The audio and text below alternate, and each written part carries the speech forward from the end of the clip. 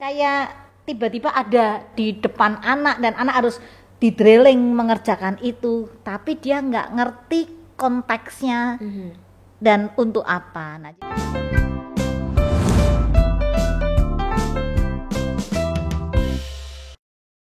Hai semua, selamat hari Sabtu dan senang sekali saya Alfona, host Suara Sinau, Sinau Seumur Hidup kembali menyapa teman Sinau di rumah dalam acara kesayangan kita dengan topik kali ini yang seru yaitu PBL atau Project Based Learning.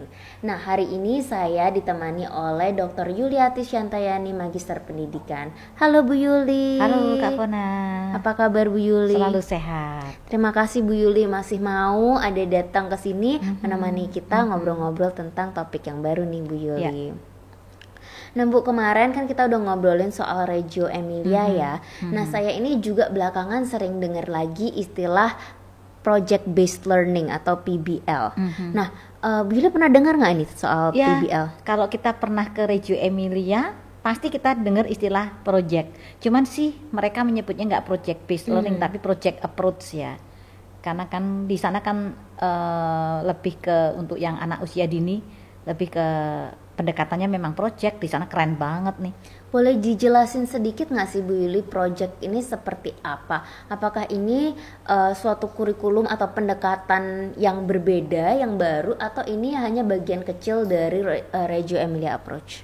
Ya. Project approach itu kan namanya aja approach ya, berarti pendekatan. Kurikulum yang digunakan boleh kurikulum apapun, setiap negara itu pasti punya kurikulum. Hanya pendekatannya saja, bagaimana agar anak itu bisa belajar dengan cara-cara yang berpihak pada anak supaya anak kompeten dan mencapai tujuan belajar. Nah, kalau di Reggio Emilia itu memang ekstrim banget sih proyeknya, bisa sampai 2 tahun loh anak mengerjakan proyek. Dan maksudnya durasi proyeknya atau durasi proyeknya. Ya, kita hidup kan memang sebetulnya proyek ya. Kak Fona pernah nggak ngerjain proyek-proyek tertentu waktu kuliah dulu atau ada kegiatan lain? Pernah pastinya dong Bu Yuli. Ya. Jadi sebetulnya hidup itu kan memang proyek ya kan. Nah, anak-anak ini ketika belajar dengan menggunakan pendekatan project, maka ilmu pengetahuan itu tidak in silos, tidak kayak terkotak ya, tidak berdiri sendiri. Kayak kita mau belajar misalnya tentang operasi bilangan misalnya. Tapi kan so what? Ini buat apa? Kan kayak tiba-tiba ada di depan anak dan anak harus di drilling mengerjakan itu, tapi dia nggak ngerti konteksnya dan untuk apa. Nah, jadi project itu seperti itu sih. Berarti lebih ke aplikasinya ya Bu Yuli. Nah, betul. untuk project based learning ini bisa diterapkan mulai untuk anak usia berapa sih Bu Yuli? Ya, yang namanya approach itu sangat ramah terhadap penggunanya. Ya, sangat user friendly. Jadi anak-anak umur 2 tahun itu sudah bisa belajar menggunakan project. Project seperti apa nih Bu Yuli untuk anak kecil, anak bayi kita bilang ya? Ya betul. Karena kan project itu intinya kan sesuatu yang memang diinisiasi oleh anak. Lalu anak pengen menyelidiki hal tersebut sampai akhirnya anak itu paham tentang apa yang dipelajari.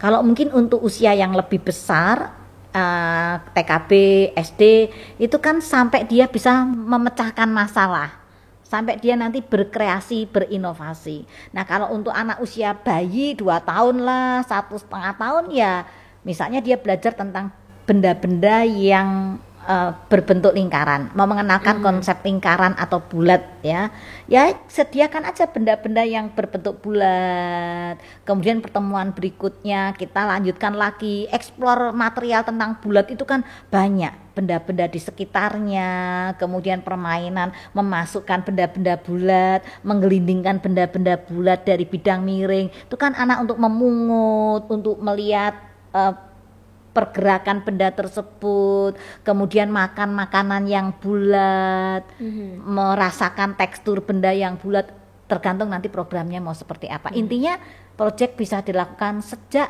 bayi, katakanlah 1,5-2 tahun sampai di SMA dan sampai kita menjadi orang dewasa pun sehari-hari kita sebetulnya dihadapkan pada proyek-proyek. Betul, menarik sekali nih Bu Yuli. Nah kalau untuk anak yang usianya sudah cukup dewasa atau cukup kelas besar ya, mungkin banyak yang paham kenapa sih perlu adanya proyek dalam pembelajaran mereka, ya kan, supaya bisa mengaplikasikan dalam dunia kerja atau dalam kehidupan sehari-hari. Nah tapi mungkin masih banyak pertanyaan nih, untuk anak usia dini kenapa sih perlu adanya proyek? Ya, oke. Karena proyek itu kan perjalanan pemenuhan rasa ingin tahu anak, ya kan? Dan kita tahu bahwa anak usia dini itu memang punya rasa penasaran yang tinggi. Karena katakanlah kalau dia baru berumur 3 tahun atau 4 tahun, dia tahu tentang lingkungannya itu ya baru 4 tahun itu, otaknya ya baru 4 tahun itu berkembang, sehingga masih banyak hal yang dia harus eksplorasi, yang harus dia alami. Nah, rasa ingin tahu itulah yang mendorong dia untuk selalu menyelidiki apapun. Nah, biasanya orang tua, guru tidak sabar terhadap rasa ingin tahu anak dan langsung dikasih jawaban-jawaban. Nah, kalau seperti itu boleh sih, tetapi motivasi anak untuk belajar lebih jauh lagi itu tidak berangkat dari dalam diri anak dan tidak melatih anak itu untuk berpikir. Kemampuan problem solvingnya tidak akan berkembang karena dia hanya ya kayak disuapi aja. Nih, tahu nih, apalin ini benda-benda yang warnanya ini angka. Ya udah gitu aja. Kenapa mah kok benda ini bisa, mobil ini bisa bergerak? Ya karena ada rodanya, ada bensinnya. Sekedar dikasih jawaban saja. Padahal sebetulnya kita ajak, ayo kita selidiki yuk kenapa mobil bisa berjalan. Oh ada apanya ya? Nah itu kan bisa proyek mengamati mobil kenapa berjalan, dari struktur kendaraan tersebut, bahan bakarnya, sampai interiornya, sampai pengemudinya. Oh itu kan bisa panjang sekali. Sampai anak itu terlibat, diajak masuk ke mobil, puter-puter ke kota, melihat hal-hal yang ada di kota, itu kan menambah banyak pengalaman. Itu hakikatnya proyek. Jadi belajar untuk memenuhi rasa ingin tahu anak, mendapatkan jawaban berasal dari penyelidikannya sendiri. Wah, Bu Yuli, kalau ngomongin proyek ini kan biasanya ada tema-tema tertentu yang misalnya tadi sedang mempelajari lingkaran. Nah, sedangkan untuk bisa dinamakan sebuah proyek itu pasti ada yang namanya durasi atau jangka waktu. Nah, gimana caranya supaya anak nggak keburu bosan dalam suatu proyek walaupun mungkin takes time ya, tadi ada yang bilang sampai 2 tahun gitu kan? Ya, memang panjang pendeknya proyek itu sangat dipengaruhi hubungan anak dengan guru. Minat anak itu bisa segera padam ketika guru tidak bisa mengangkat lagi. Jadi kalau konteksnya belajar tentang suatu hal, ya sudah guru di situ.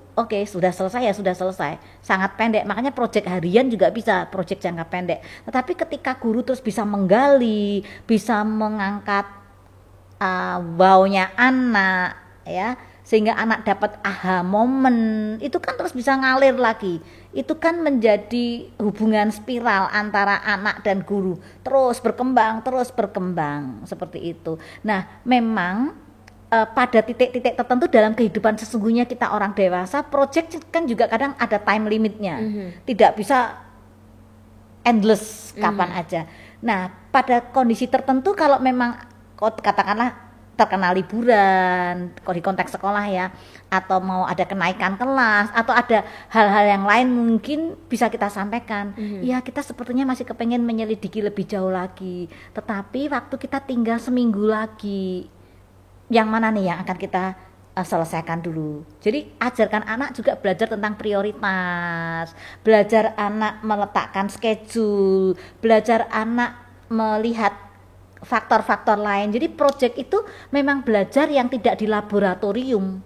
Ibaratnya belajar dalam konteks kehidupan sesungguhnya. Kalau dulu kan orang belajar itu kan teori dulu. Dari teori ini mau diterapkan ke lapangan. Tapi sekarang ini di era pendidikan yang sudah kondisinya disruptif banget, itu kita sudah tidak seperti itu. Cara belajarnya justru kadang Ya langsung di lapangan ketika kita menemukan kendala, ya baru disitulah kita melakukan oke, seperti apa nih? Kita harus melakukan manuver-manuver, adaptasi. Jadi memang model belajarnya juga berbeda, bukan sekedar teori ke praktek, tetapi ketika kita praktek itu kita menemukan banyak teori-teori baru. Makanya kalau orang-orang yang belajar pendidikan itu ngerti tentang ini ya, yang disebut teorinya Bloom taksonomi. Ada 6 level kognitif dari yang paling bawah itu mengetahui atau mengingat, memahami, menerapkan, sampai kemudian yang level 4 itu menganalisa, mengevaluasi, dan yang paling tinggi merancang. Mereka berpikir oke, bottomnya itu yang harus tahu dulu nih, paham dulu, diterapkan, baru nanti akhirnya yang paling tinggi ke-6 merancang. Sekarang nggak harus gitu, piramidanya itu kebalik. Justru kadang buat dulu. Ketika kita buat, kita ngalami kendala, oke kita evaluasi. Yang evaluasi kelima jadi kedua. Oke, kenapa nih tadi kok aku buat gini kok gagal ya? Terus menganalisa, yang tadinya keempat menjadi ketiga. Oke, kenapa ini tadi seperti ini? Setelah dievaluasi, dianalisis, otomatis nanti yang lain-lainnya itu yang tadi menerapkan, mengingat, mengetahui atau memahami itu otomatis dapat semuanya. Jadi ini era ini sekarang dibalik, kerucutnya ya dibalik. Nah, tapi Bu Yuli, saya juga memahami sih kenapa orang-orang dulu itu merumuskan teori dulu baru praktek. Karena sebetulnya kan orang sudah ada yang trial and error untuk mencapai sebuah teori kan. Nah, sekarang dengan model pembelajaran yang praktek dulu, pasti ini kan butuh waktu untuk anak explore, artinya butuh waktu untuk anak menemukan trial dan error yang mungkin sudah dilakukan orang-orang dulu menemukan teori. Padahal kita ini juga dikejar perkembangan zaman. Nah, itu gimana Bu Yuli? Ya justru itu, kalau dulu kan perubahannya itu kan nggak sangat masif, tidak eksponensial, semua bisa diprediksikan linier, sehingga belajar teori dulu tahu ini kayak ibarat sedia payung sebelum hujan. Kita bisa mengantisipasi kalau habis ini, karena kan teori itu kan ditemukan berdasarkan riset empiris dari pengalaman sekian sampel kan. Nah tapi kalau sekarang ini kan perubahannya sangat cepat, sudah nggak bisa kita pakai teori-teori lama karena waktu orang bikin teori lama situasinya udah beda gitu ya. Makanya sekarang sudah butuh adaptif ya terhadap semua perubahan. Udah langsung, udah cekatan. Ya memang inilah makanya semuanya harus dibalik. Nah, proyek itu menolong ya Bu Yuli keadaan sekarang harus benar-benar guru, anak, orang tua semua harus sigap nih. Ya, betul. Saya sepakat banget. Pendidikan, bukan hanya pendidikannya, era sekarang itu sangat mengerikan. Otomatis kan pendidikan juga harus mengikuti itu. Karena kan hasil dunia pendidikan itu kan akan masuk ke dunia kerja. Jangan sampai yang diajarkan sekarang itu nanti nggak kepake di dunia kerja. Nah itu kan betul mengerikan. Saya sendiri juga orang yang bergerak di bidang pendidikan cukup was-was nih, mau kemana ini? Ya makanya gaya belajarnya tadi dibalik kerucutnya. Nah Bu Yuli, untuk guru-guru yang ingin menerapkan project based learning ini, gimana sih caranya mereka untuk menentukan topik-topik project tersebut atau tema? Karena kalau ngomongin project itu kan apa aja sebenarnya bisa dibuat project, aja bisa dilakukan anak, tapi kan waktunya cukup terbatas ya Bu Yuli. Kalau saya sih project itu bisa memang sesuatu yang menjadi minat anak, tapi kan tidak semua guru bisa menangkap apa yang menjadi minat anak. Butuh guru yang punya jam terbang tinggi, butuh guru yang punya kemampuan untuk memahami anak sehingga bisa menangkap potensi, minat, inisiatif dan ide-ide anak. Nah, kalau guru tersebut bisa, oke, ambil aja. Tiba-tiba anak, lihat ada kupu-kupu. Oke, kamu pengen tahu tentang kupu-kupu ini? Yuk kita amati yuk. Nah, masuklah project tentang kupu-kupu. Tetapi untuk guru-guru yang masih belajar tidak harus se-ekstrim itu. Bisa dimulai dengan sesuatu yang memang kita bacakan buku cerita. Oke, mulai misalnya di buku cerita tentang kupu-kupu ya. Tidak harus berangkat dari anak nemu kupu-kupu. Dari situ kita ceritakan, lalu kita bisa lihat, oke, kamu pengen tahu tentang kupu-kupu, dari mana asalnya, kenapa kupu-kupu ini bisa terbang, kenapa kupu-kupu ini suka hingga pada bunga, dan seterusnya sampai belajar metamorfosis kupu-kupu. Nah, guru menyediakan nanti mainan-mainan, ya kan, atau eksperimen-eksperimen lah yang mendukung untuk belajar tentang kupu-kupu. Jadi bisa diinisiasi oleh anak, bisa diinisiasi anak dan guru, bisa diinspirasi oleh guru melalui berbagai sumber belajar yang ada. Nah, Bu Yuli, untuk anak melakukan project based learning ini, sebetulnya apakah harus dalam bentuk grup atau regu atau bisa individual? Ya, dalam kehidupan kita ini kan juga project bisa dikerjakan individual, bisa dikerjakan oleh kelompok. Kelompoknya juga sangat beragam. Demikian juga anak-anak. Karena belajar itu jangan sampai dijauhkan dari kehidupan nyata. Belajar yang sekarang itu ya memang belajar kehidupan sesungguhnya, supaya tidak ada gap yang jauh kan antara dunia pendidikan dengan dunia kerja. Jadi boleh kalau anak itu berminat untuk membuat proyek individual, silakan. Kalau dia mau berpartner, silakan anak-anak itu diajak untuk menyepakati kamu mau dengan siapa, mau berapa orang, pembagian kerjanya seperti apa. Apalagi kalau untuk usia yang lebih besar di kelas SD, SMP itu sangat lebih cair sekali. Anak pun di TKA, TKB itu sudah bisa menentukan loh aku mau bermain dengan siapa, seperti apa proyeknya. Dan guru itu menjadi luas sekali ya. Guru menjadi facilitator, bukan sekedar instruktur yang memberikan menjejali berbagai informasi, tetapi anak menemukan sendiri jawaban-jawaban atas masalah yang sedang ingin dipecahkannya. Wah, keren banget Bu Yuli. Kalau sekarang kita mau ngomongin lebih dalam soal peran guru dalam memfasilitasi project based learning ini. Contoh-contoh spesifik atau langkah yang mungkin bisa diterapkan oleh guru itu seperti apa Bu Yuli? Iya, karena guru kan bukan sekedar pemberi informasi, ya, tetapi guru ini memfasilitasi, memotivasi, mendukung, termasuk orang tua ya, karena orang tua di rumah itu kan juga, apalagi sekarang kalau PJJ tetap perannya harus tinggi. Tinggal ditanyakan aja, oke, dalam proyekmu ini kamu memerlukan beberapa hal lagi, di mana kita bisa menemukan barang-barang itu. Kita harus beli, oke, kalau begitu kita mau beli di mana kita beli? Bagaimana cara belinya? Kadang murid kami bisa menggunakan platform untuk belanja online, mereka bisa menggunakannya, mereka bisa mendatangkan lagi, atau kadang mereka menemukan di toko A, kadang aku beli di situ nggak ada nih, nanti temennya yang akan menyampaikan, ya beli barang elektronik janganlah di toko besi misalnya. Nah dari situ guru tinggal, oke, kalau begitu menurut kamu sebaiknya di toko apa? Jadi memfasilitasi komunikasi, mendorong supaya anak itu menemukan pemecahan masalah. Jadi guru tidak sosok yang serba tahu, karena guru bukan pemberi tahu, tetapi oke, mari kita cari tahu bersama-sama. Belajarnya itu lebih proses, bukan pada produk. Gitu. Nah, menarik nih Bu Yuli, bukan pada produk. Kalau kita ngomongin di dunia pada umumnya, dunia kerja atau yang lebih dewasa, kalau namanya project ini kan pasti ada outcome-nya ya, ada produknya. Nah, sedangkan untuk anak ini berbasis proses. Nah, kalau cuman proses nggak ada produknya, apakah bisa disebut? Ya, berbasis proses, tetapi juga ada produk. Tetapi tidak hanya semata-mata pada produk, maksud saya itu. Ya, jadi prosesnya itu dihargai. Tetapi project pasti ujungnya produk, walaupun produk itu tidak harus produk yang konkret. Mungkin produknya adalah karya anak untuk yang dipresentasikan.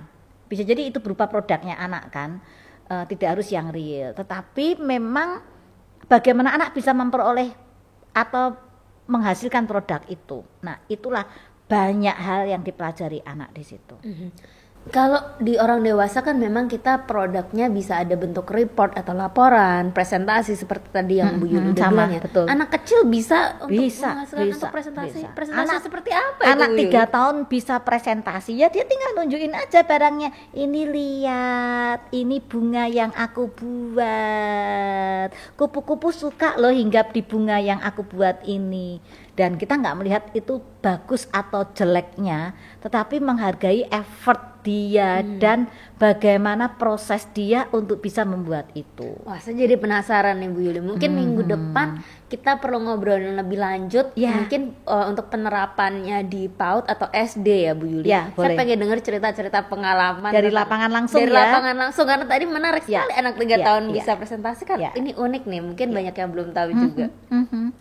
Oke deh Bu Yuli, mungkin sebelum kita akhiri sesi ngobrol-ngobrol kita hari ini, kalau Bu Yuli bisa merangkum esensi project based learning ini dalam satu kalimat, Silahkan Bu. Oke. Project based learning adalah pembelajaran yang mengizinkan anak untuk mencari tahu, menyelidiki, dan memecahkan masalahnya sendiri dengan bantuan secukupnya dari orang-orang dewasa di sekitarnya. Terima kasih sekali Bu Yuli. Nanti kita ngobrol di lain kesempatan gitu ya Bu Yuli. Baik. Ya. Oke teman Sinau, sekian dulu, sampai jumpa di Sabtu depan. Bye bye.